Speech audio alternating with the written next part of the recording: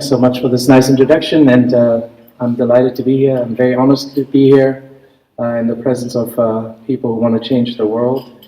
You are my favorite kind of people. I will talk today about mental health, refugee mental health crisis, from a perspective of neuroscience and genetics and psychology, which is basically the domain that I work in, and share some possibly surprising facts that you may be unaware of from the cutting edge.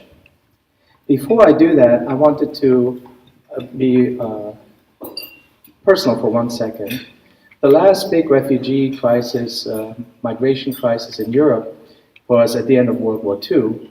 And what you see here is a map of the large streams of people fleeing from eastern parts of Europe into Germany at the time, mass migration on the scale of millions of people. We can look at these kinds of events in historical terms, and we can look at maps and population streams and statistics, or we can look at forced migration in the context of humanity when we start thinking about individual stories and narratives, or we can look at it in the context of one's own family. This is my mom. And she was one of those little babies being pushed in a stroller in 1944 when they were fleeing from eastern parts of Europe to Germany. And they were on the road for a year and a half running. That little person over there is me. And apparently even then I had a little bit of a sense of style. So to fast forward to today, what are the global trends that we are facing? They're disconcerting, they're overwhelming. We have 3.2 million individuals currently seeking asylum in the world, 21.3 million refugees. And if you add to that the number of internally displaced individuals, about almost 41 million people, you end up with a total sum that is basically larger than the population of France. So we have a large-scale problem.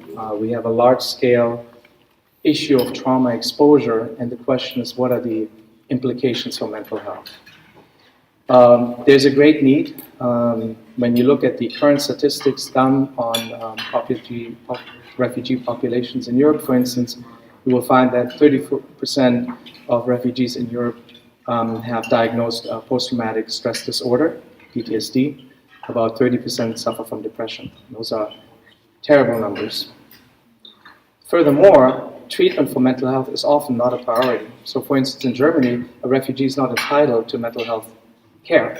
They are entitled to care of acute physical wounds and illnesses, but not necessarily mental health. That is more of an optional feature in the system. And in fact, about 15% of applicants, refugee applicants seeking mental health, keep in mind that not everyone who may need it would seek it, 15% of those who seek it are actually turned down, and that compares to about 1 to 3% in the general population for the same kind of services. And then finally, when you consider the fact that people may actually experience a delay in treatment, that can greatly exacerbate the long-term problems.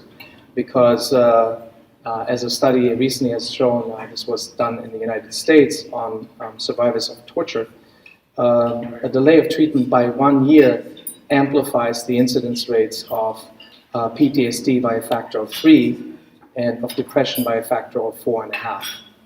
So immediate treatment is quite important and critical. Now, let me take those issues of mental health and look at them through the lens of neuroscience and genetics. There's some very exciting cutting-edge work done that reveals a great deal about individual differences in susceptibility and resilience. One of those things that may not be obvious to everyone is that the mind and the body are interconnected. I'll give you 3 examples of that relationship. One of them is called the gut-brain axis.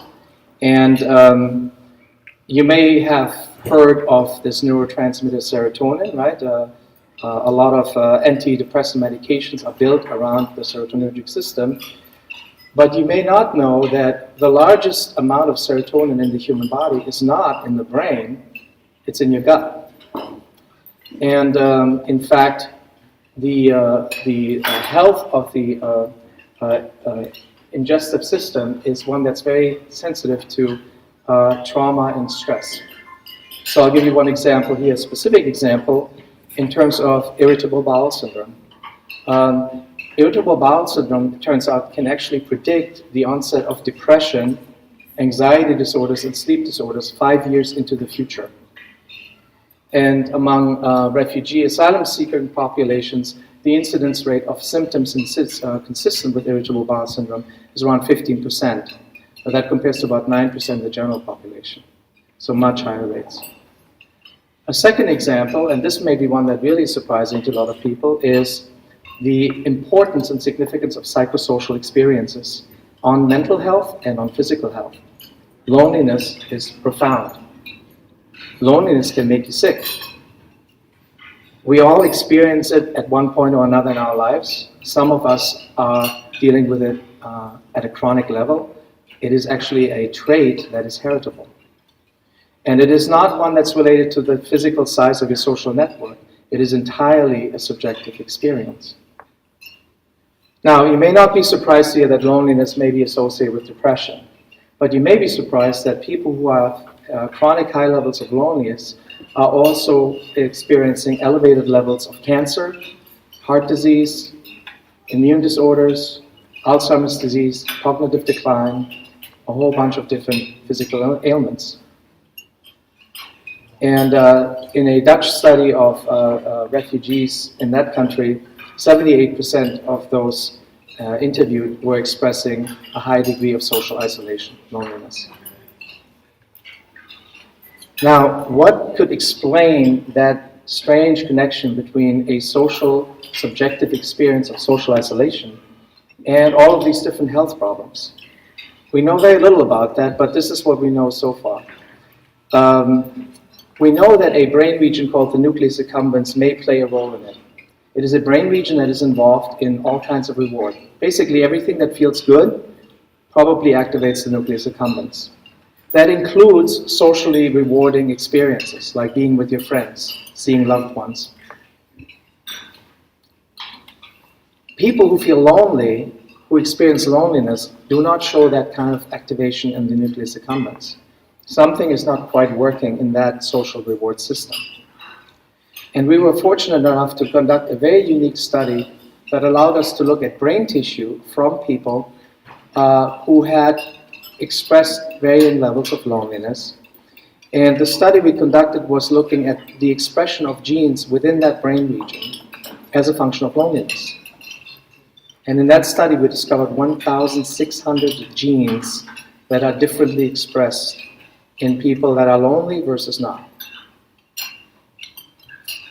When you look at those genes, this is not just a collection of independent little genetic machines. This is actually a network, a vast network of genes that are affecting each other.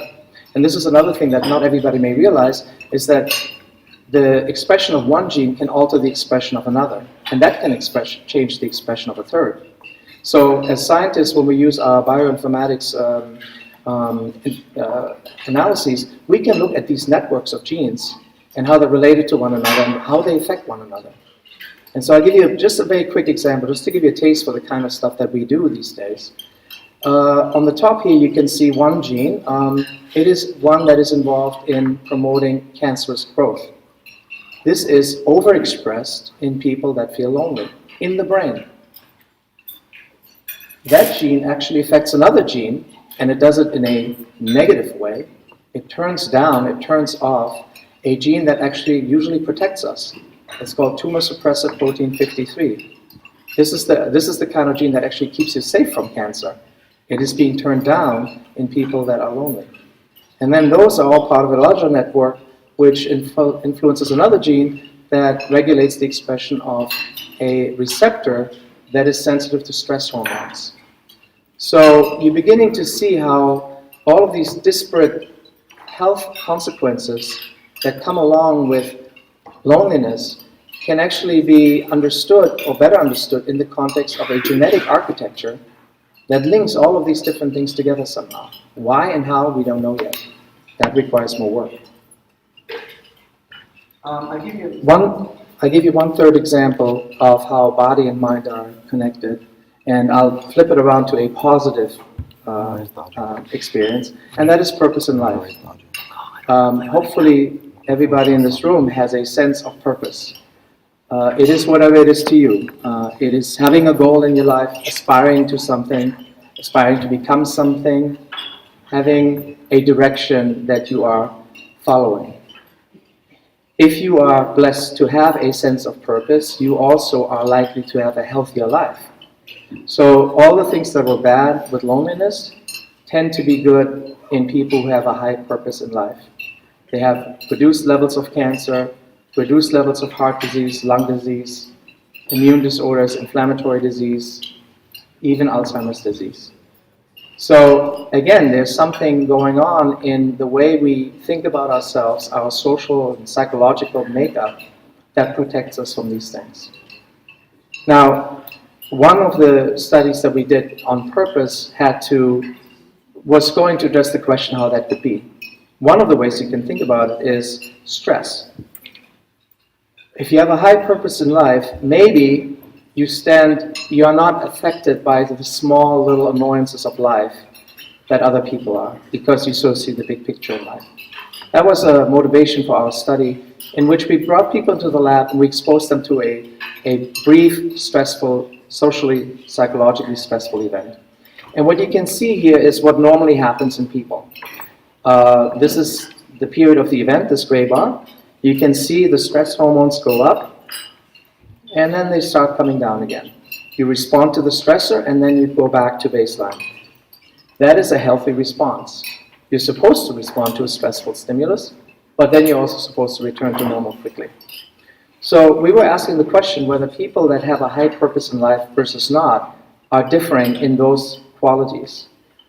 Do they have a different level of stress hormones? No, they do not.